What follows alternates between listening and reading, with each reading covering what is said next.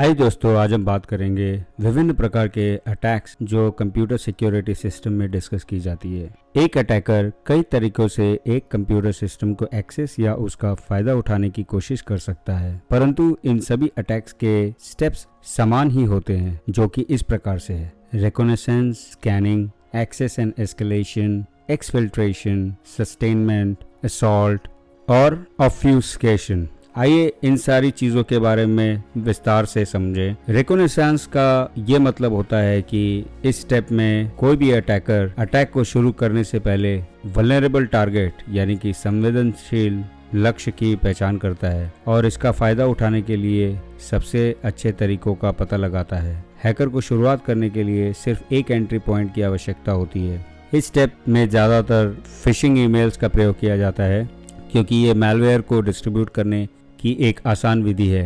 इस स्टेप का एकमात्र लक्ष्य टारगेट की पहचान करना होता है। आइए हम थोड़ा अब स्कैनिंग के बारे में जानें। एक बार जब टारगेट की पहचान कर ली जाती है तो इसके बाद इसके कमजोर बिंदु यानी कि वीक पॉइंट को आइडेंटिफाई किया जाता है, जिससे कि हैकर कंप्यूटर को एक्सेस कर सके। अक्सर ये स्टेप धीरे धीरे आगे बढ़ता है क्योंकि ये हैकर कमजोरियों यानी कि वल्नरेबिलिटीज की खोज करता है। आइए अब हम एक्सेस एंड एस्केलेशन की बात करें। जब एक वीक पॉइंट को आइडेंटिफाई कर लिया जाता है तो उसके बाद अगला स्टेप कंप्यूटर का एक्सेस प्राप्त करना होता है और फिर विशेष अधिकारों यानी कि प्रिविलेजेस को बढ़ाकर हैकर को स्वतंत्र रूप से नेटवर्क में घूमने की अनुमति देना होता है। जब एक बार हैकर को एक्सेस मिल जाता है और उसके प्रिविलेजेस को बढ़ा दिया जाता है तो वो कंप्यूटर सिस्टम पर कब्जा कर लेता है। आइए अब हम एक्सफिल्ट्रेशन के बारे में जानें। अब हैकर स्वतंत्र रूप से नेटवर्क में चारों ओर घूम सकता है और सिस्टम के संवेदनशील डेटा को चुरा सकता है। हैकर्स केवल डेटा को चुराते ही नहीं हैं, बल्कि फाइल्स को डिलीट और चेंज भी कर सकते हैं। चलिए अब हम बात करें सस्टेनमेंट की। चूंकि नेटवर्क में हैकर का एक्सेस होता है तो वो जितना संभव हो सकता है उतना छुपा रहना चाहता है। वो चाहता है कि उसे कोई डिटेक्ट न कर पाए। इसके लिए वो मैलिशियस प्रोग्राम जैसे कि रूट किट्स का प्रयोग करता है। अब हम बात करेंगे असॉल्ट की। यह स्टेप हमेशा एक अटैक का हिस्सा नहीं होता है।